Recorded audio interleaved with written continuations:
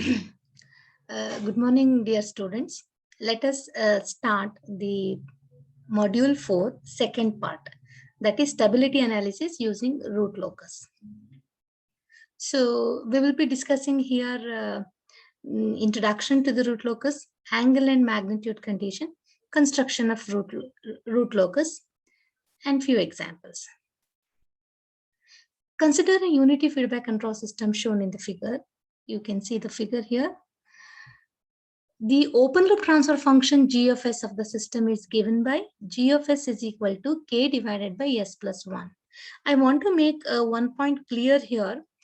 Actually, the open loop transfer function is the loop gain here. Whatever loop we find here, excluding C of s, assume that C of s is not there, assume that R of s is not there, then that loop gain, what we call it as open loop transfer function. This is what the standard literature says. Okay, so here the open loop transfer function, they took it as g of s because h of s is 1, because here it is 1, so they have taken only this as the g of s as the open loop transfer function. So I think this conflict here you have to understand, because in the coming chapters, in the next chapter, while discussing the what we call Bode plots and other techniques of stability, we will be considering open loop transfer function as g of s into h of s. Okay, I repeat, g of s into h of s is the open loop transfer function, we call it as. And every time here we'll be taking unity feedback control system, so we say that the open loop transfer function g of s is equal to k divided by s plus 1. Okay, now the closed loop transfer function, if I take it, then we know the rule how to apply the block diagram reduction technique. We have learned how to simplify this. So we know that C of s divided by R of s is equal to G of s divided by 1 plus G of s is equal to K divided by S plus 1 plus K. Okay, because since H of s, that is feedback here, the feedback path is unity, so we have only g of s here. Otherwise, according to the formula, it is g of s divided by 1 plus g of s into h of s. Since h of s is 1, we have this equation. Okay, we can observe here the open loop stability does not depend upon the gain k. Very simple, because the stability we comment on the position of the pole. Okay, the position of the pole or denominator polynomial roots will decide the stability of the system. Okay, if I take this as an open loop transfer function, then we can say that the the denominator polynomial doesn't consisting of the gain variable k, so we say that it doesn't depends on the gain k, because the roots are, the denominator polynomial roots are independent of k, so the stability of the system depends on the denominator polynomial roots. So I'll say that the open loop stability does not depend upon the gain k. Whereas closed loop, it is not the story. So we can see here the location of closed loop poles varies with the value of k. You can see here the denominator polynomial is having k here. So definitely that contributes to the position of the pole. As the k value changes, you could see that the pole position will drift. Since the pole position can change, we say that the stability, definitely depends on the value of k. Okay, so what's the point we have to understand here? The open loop stability does not depend upon the gain value k, whereas the closed loop, poles vary with the variation in the k. So we say that the stability is affected, that is closed loop system stability will be affected by the value of k. Okay, so now we have a very simple example here, just to try to identify the position of closed loop poles for the different values of the gain k.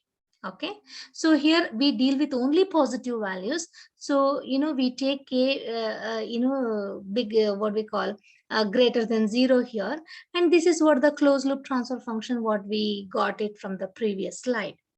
Now you randomly give some values to k in an increasing order. You can see that how the pole position is changing. I repeat, you can change the values of k here 0.5, 1, 2, 3, 5, 10, 15, so on. Any value you can take here at a regular interval. Then you can see here even the poles, is changing accordingly. So if pole changes, definitely the stability will vary in the system. That's what we were telling in the previous slide. So we say that, the poles are moving, that is roots of the characteristic equations are moving as k values are changing. Okay. You can see here, if you plot these roots, that is the pole position for k equals 0.5, you have at 1 minus 1.5. Okay, somewhere here I'll take it as 1.5. The pole was here, the later here, next here, because it is minus 3, then it is minus 4, so on. So as the value of k you are changing, you could see that the pole is keep moving. Okay, since k, since the poles are moving to the left half of the s plane, it is not crossing the left half of the s plane. So we can easily say that the system is stable. This is what we learned in the Routh-Hurwitz criteria stability estimation. If the roots are not entering to the right half of the s plane, we say that the system is stable. So this help us in identifying the stability of the system by knowing the probable positions of the roots as the k value changing here. Okay, so joining all these possible points, you will get a locus of roots, that is path of roots. If you join all these points, you will get path of the roots of the characteristic equation of the given closed loop system for the value k changing from 0 to infinity. Changing from 0 to infinity. Now I'll define what is a root locus. The root locus is the path of roots of the characteristic equation traced in the S domain as a system parameter varies from 0 to infinity. Okay, that is what we have seen in the previous slide. You can just go back to the previous slide. You will get to know what we did. We changed the values of k. We identified the position, corresponding pole position, and we have identified all possible pole position for all the k values varied here. We have joined that, and we call a locus of that is a line joining all these points. We call it as locus of roots, we call it as. Okay, so that is a root locus, we call it as. So we define the root locus this way, that is the root locus is the path of roots of characteristic equation traced out in the S domain as a system parameter varies from 0 to infinity. How to sketch the root locus, for all possible values of k? One way, one way, as we have discussed in the previous slide, we can vary the value of k. A table can be constructed, and you can get the different pole position. You can join those roots, that is pole position, you can join, and you get a locus of roots, that we call it as root locus. So that locus of roots you can get it, but constructing this table is a tedious task. It's a tedious task, as the denominator polynomial goes more and more complex. As the degree of the polynomial increases, this is a tedious process. Okay, so that's what we wanted to say here. That is, the method what we follow to draw the root locus was very, very tedious, because as the denominator polynomial complexity increases, then it is very difficult to compute the table and draw the root locus. Okay, then what is the remedy? So we found that for the higher order polynomial, higher order polynomial of the characteristic equation, computing solution is a tedious job. We may need a computer to compute the roots of the equation every time. So that is a tedious process. So we have one scientist here who come out with the wonderful procedure of computing the root locus that is going to help the control engineers to plot the graph of these roots, that is locus of these roots, which helps in understanding the stability and many other parameters which we are looking for in the control engineering. Okay, that name of the scientist, we call it as W.R. Evans, okay, who invented this root locus technique, so that it helps us in identifying all possible roots position for the system parameter, any one of the system parameter varied here. Okay, any parameter for that matter can be varied. This method is called the root locus method, is one in which the roots of the characteristic equations are plotted for all values of the system parameter. Now, how to construct the root locus? Okay, that is construction of root locus, or root loci. Okay, that is more than one root locus we will be getting, so we call it as root loci. The root corresponds to a particular value of this parameter, can then be located on the resulting graph. Okay, any value you take, or any what we call, say for example, root locus has been plotted for the gain of the system varied from 0 to infinity, say for example, then at any point of k you can identify corresponding root positions. Okay, any point of, because k is the parameter varied, that is gain parameter is varied, so at any point of k, what is the root position you can identify.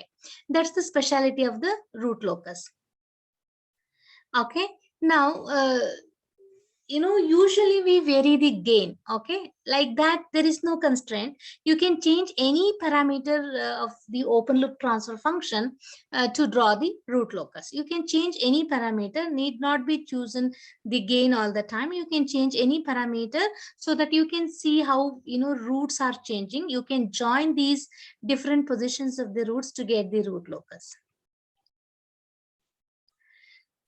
By plotting this root locus, you will get to know the stability idea, that is stability of the system, we will get aware, we will get to know. And also you can test the system. What will happen if a pole is added to the system? What will, if zero added to the system? How system changes, how system respond? All those things you can, you can understand, or you can study by using the root locus method. Okay, we have to understand here two important parameters, that is angle and magnitude conditions. Okay, while drawing the root locus, these two parameter we have to understand. What is angle, what is the angle, and what is the magnitude condition. Okay, so we say that the in constructing the root locus, angle and magnitude conditions are very important. Okay, consider the system shown below here. You can see that G of S we have, in the feedback H of S we have a negative feedback control system. We have closed loop transfer function. We can write it as C of S divided by R of S, which is equal to G of S divided by 1 plus G of S into H of S. The characteristic equation is obtained by setting the denominator polynomial equal to 0. This point we are aware.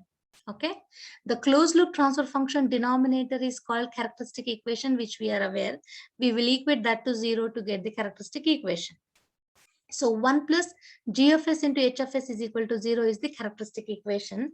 Or I can send this 1 to the right, and I can say G of S into H of S is equal to minus 1. What is this G of S into H of S? It is the open loop transfer function. Now remember, this is the open loop transfer function. Okay, and we know that this open loop transfer function G of S into H of S is a ratio of polynomial in S. Okay, it will be having some denominator, it will be having some denominator in terms of S. Okay, since it can be complex, since G of S H of S is a complex, because they are they contain polynomial in S, definitely it is a complex. So if you are having a complex quantity, then you can split that into angle and magnitude part. hope you know, if you are having a complex quantity, you can just separate angle and magnitude part. The two part, you can separately, identify, and you can, observe those two parameters. Now the angle of G of S, H of S, it is minus y. G of S, H of S is equal to -1. This was the equation we had it in the previous slide, correct? This, how did I get this? I took a characteristic equation, I did the term adjustment, I got an expression for open loop transfer function, that is G of S into H of S, which is equal to -1. Okay, so now I'll try to find the angle of this. Angle of this is equal to angle of -1. Okay, so angle of this, I can say that there is some theory behind this, a tedious procedure we have to understand, since it deviates our discussion and topic, so we will not be studying that in detail. So angle of this open loop transfer function, we have an equation which will be plus or minus 180 into 2k plus 1, where k variable can change or can vary from 1, 2, 3, so on. Okay, that k variable can vary, and you will be getting always in multiples of 180. The angle of G of S into H of S, you will be getting always in multiples of plus or minus 120 always. The magnitude of G of S, H of S is equal to -1 is modulus of this, the magnitude part of this, which will be the magnitude of this, which will be +1. Okay, so now I can say that the magnitude of G of S into H of S should be equal to 1. Okay, I repeat, angle condition is, it is always in multiples of plus or minus 180, we call it as, because k can vary 1, 2, 3.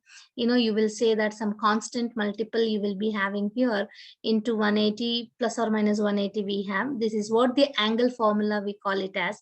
We will be using this in the root locus construction in the coming sections, and this is what we have a magnitude of G of S into H of S is equal to -1. So magnitude of G of S into H of S is equal to 1. Okay, so now again I am summarizing the angle condition, that is angle of G of S into H of S is equal to plus or minus 180 into 2k plus 1, where k can change from 1, 2, 3, so on.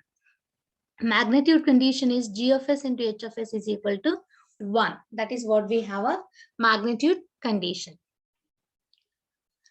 Now, the values of S that fulfill both angle and magnitude conditions are the roots of the characteristic equation, or I can say that they are closed loop poles. Okay, both angle and magnitude condition, if any point satisfies any value of S, if it's satisfied, then they are the closed loop poles. They are closed loop poles.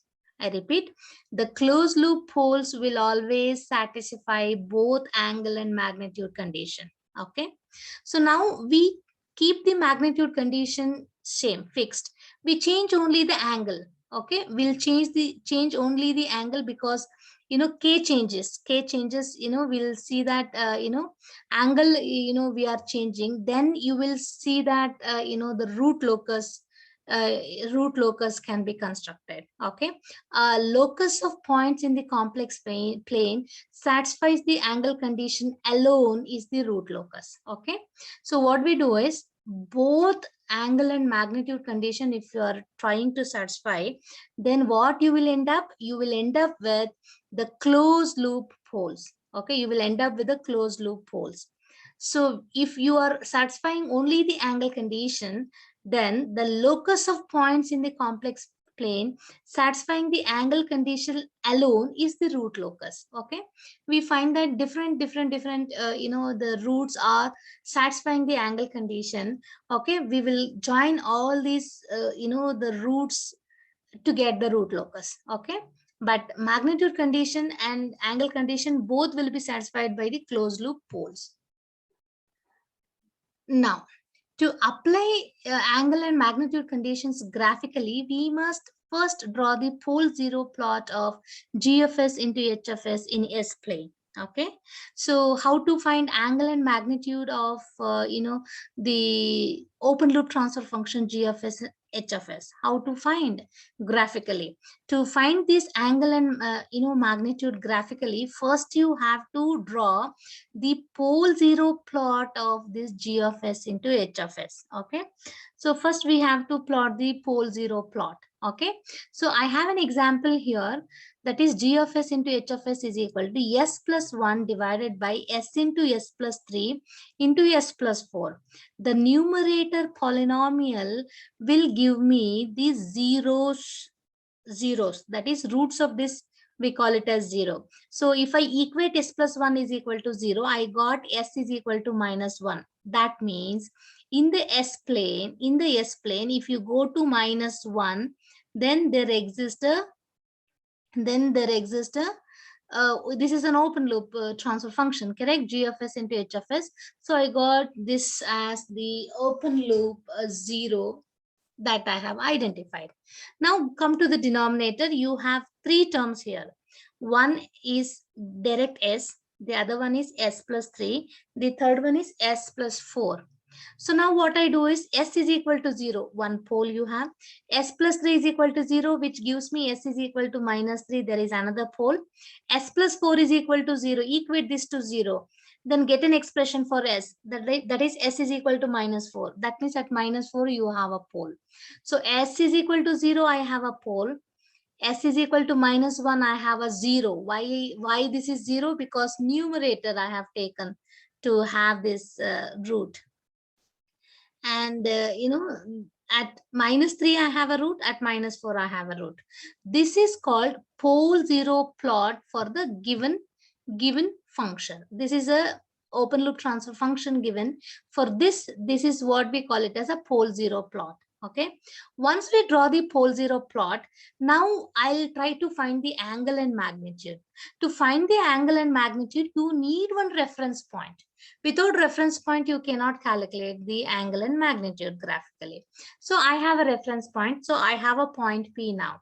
Okay, with respect to P, what is the angle contributed by the G of S into H of S, we can calculate.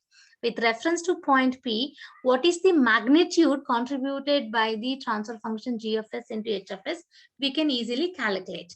Okay, so now, we have a point P identified here. Randomly we have identified.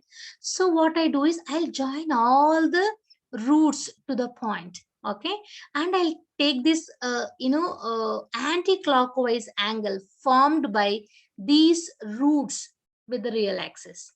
Okay, I got it as I got it as three angles, theta 1, theta 2, theta 3 due to the poles, and phi 1 due to the 0. What is the angle? The angle of G of S, H of S at S is equal to P, because I'm taking a reference point P. So at S is equal to P, what is the angle? It is, the new angle sum of angle contributed by zeros minus sum of angle contributed by poles is what the equation we have. So zeros, we have taken an angle positive. For poles, we have taken angle negative. Why? Because the poles present in the denominator of the transfer function, correct? So they'll contribute only negative angle. Whereas 0 found to be in the numerator, the angle contribution is positive. Very simple theory. So we have this as an equation, that is phi 1 minus theta 1 minus theta 2 minus theta 3. All the four angles you can compute or you can measure graphically. So you can find the angle of this G of S into H of S. Okay, so this is equal to whatever angle you find, that will be equal to plus or minus 180 into 2k plus 1. Then the point P is on root locus, we call it as. Okay, I repeat, if it satisfies this angle condition, that is plus or minus 180 into 2k plus 1, then we say that the point randomly identified P here, that lies on the root locus. Otherwise, it is not a it's not a point on the root locus, we conclude. Okay, next is magnitude computation graphically. How we will compute magnitude graphically? Same procedure. Identify a random point. With respect to this point, we are calculating the magnitude. So join all the roots to the point, all the roots, both numerator polynomial, denominator polynomial of the transfer function roots I have joined. Now try to read this length, graphically. So graphically, you have to read all the length. That is the length contributed by poles. We have B's, and length contribution here we have by zeros as A. Now, what is the formula here? The length contributed by 0, I'll take it in the numerator. In the denominator, the length contributed by the poles product, I have to take it here. Okay, for angles, the summation, whereas here you have to take product. Okay, so A I have, because only 1 0 I had, so A in the numerator, and in the denominator I have 3 lengths. You have to take the product of the 3 lengths B1, B2, B3. So that this ratio gives me the magnitude of G of S, H of S at the point S is equal to P. Okay, so I would like to stop at this point. I'll continue with this, in the next class. Thanks for the patient listening. Thank you.